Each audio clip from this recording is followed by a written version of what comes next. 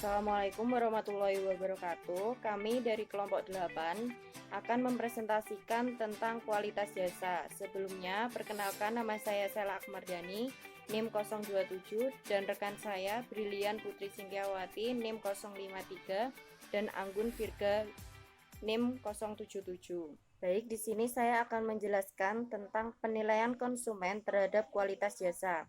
Persepsi konsumen terhadap kualitas jasa merupakan penilaian menyeluruh atas keunggulan suatu jasa dari sudut pandang konsumen.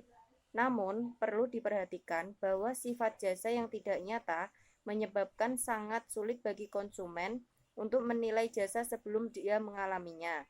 Bahkan setelah dia konsumsi jasa tertentu pun, sulit bagi pelanggan untuk menilai kualitas jasa tersebut. Selanjutnya, kinerja jasa seringkali tidak dapat dievaluasi, sehingga konsumen menggunakan isyarat intrinsik dan isyarat ekstrinsik jasa sebagai acuan. Isyarat intrinsik berkaitan dengan output dan penyampaian jasa itu sendiri, yang merupakan source quality, yaitu atribut kualitas yang dapat dievaluasi konsumen sebelum membeli, misalnya warna, harga, aroma, dan rasa. Sedangkan yang dimaksud dengan isyarat ekstrinsik adalah unsur-unsur yang merupakan perlengkapan bagi suatu jasa, merupakan experience quality dan credence quality. Baik, di sini saya akan menjelaskan tentang experience quality. Adalah kualitas yang hanya bisa dievaluasi konsumen setelah membeli atau mengkonsumsi jasa. Contohnya, kerapian rambut setelah selesai masuk salon atau kecepatan pelayanan jasa pengirim. Sedangkan credence quality adalah kualitas yang sukar dievaluasi pelanggan meskipun telah mengkonsumsi suatu jasa, misalnya kualitas operasi jantung. Perbedaan antara experience quality dan credence quality sangat bersifat subjektif karena sulit bagi seseorang untuk menilai kualitas jasa perbaikan mobil meskipun dia telah memperbaikinya melalui bengkel tertentu. Sedangkan bagi orang lain, dia dapat merasakan perubahan atau perbedaan kualitas pelayanan setelah ia membawa mobil ke bengkel. Pada umumnya, isyarat ekstrinsik dipergunakan sebagai indikator kualitas jasa apabila tidak ada informasi isyarat intrinsik yang memadai.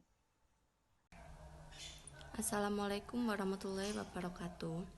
Perkenalkan, nama saya Brilian Putri Sintiawati, NIM 1803010053. Jadi, banyak penelitian dilakukan oleh pakar di bidang manajemen jasa untuk mengetahui secara rinci dimensi yang mana paling menentukan dalam kualitas jasa tertentu. Ada beberapa model yang dikemukakan, diantaranya adalah 1. Dimensi kualitas dari parasuraman, dimensi kualitas dari Grönroos, dimensi kualitas dari Albert dan Zemke, dimensi kualitas Johnston, dimensi kualitas produk dari Garvin. Dan yang selanjutnya adalah mengukur kualitas jasa. Yang pertama, parasuraman gap model. Dalam pembahasan ini akan dikemukakan gap model yang dikembangkan oleh parasuraman. Model ini disebut sebagai parasuraman servual model. Model ini banyak digunakan dalam berbagai penelitian dan juga banyak dikutip buku-buku teks. Yang kedua adalah Grönroos Perceived Service Quality Model. Dalam model yang dikemukakannya, Grönroos, sebagaimana dengan parasuraman dan kawan-kawan, menekankan pada pentingnya penilaian konsumen terhadap jasa sebagai hasil perbandingan antara harapan dan kinerja, atau pengalaman dalam menggunakan atau memakai jasa yang terdiri dari WOT, yang meliputi kualitas teknis, termasuk outcome dan how, jasa fungsional yang menjelaskan sifat atau keadaan jasa yang dikonsumsi. Yang ketiga adalah Service Profit Chain Model. Model ini dikemukakan oleh Hesketh, yang pada mulanya dikenal dengan Quality Wheel Hesketh, karena salah satu dari konsepnya berbentuk roda yang disebutnya sebagai internal service quality. Kepuasan konsumen kuncinya terletak pada kepuasan karyawan. Apabila karyawan puas atas perlakuan perusahaan kepada mereka, maka mereka akan memberikan kepuasan yang sama atau lebih kepada konsumen. Selanjutnya adalah kerangka kerja manajemen kualitas jasa. Pada tingkatan manajemen, kebijakan ditentukan agar dapat diikuti oleh karyawan.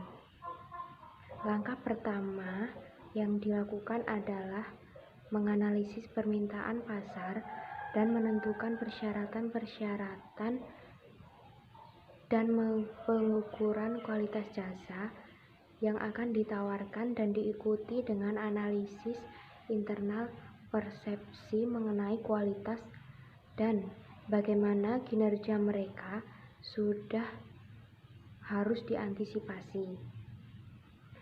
Pada tingkatan manajemen sudah dirancang bagaimana seharusnya kualitas jasa yang diinginkan konsumen itu secara lebih spesifik dan termasuk keputusan-keputusan spesifik yang harus dipersiapkan.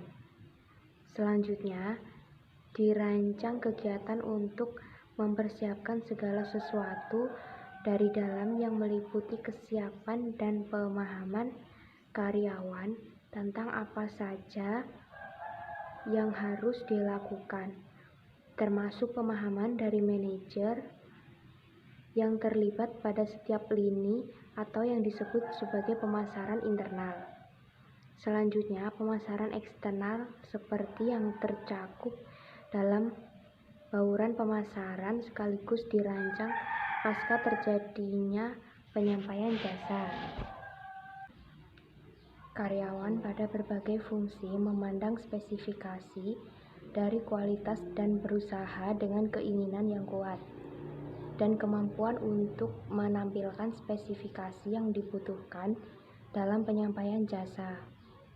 Para karyawan di dalam posisi selalu mengikuti dan menganalisis permintaan konsumen dan berharap dapat menjalankan pengendalian terhadap kualitas jasa yang akan disampaikannya, termasuk apabila terjadi perubahan permintaan yang semula maupun masalah kualitas yang baru timbul.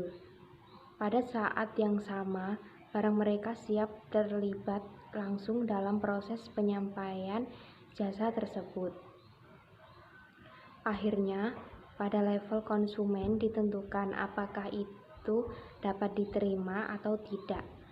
Konsumen mengharapkan suatu kualitas jasa tertentu dan mereka tentu menginginkan kualitas yang diharapkan sesuai dengan kinerja perusahaan yang mereka dalam mengkonsumsi jasa tersebut.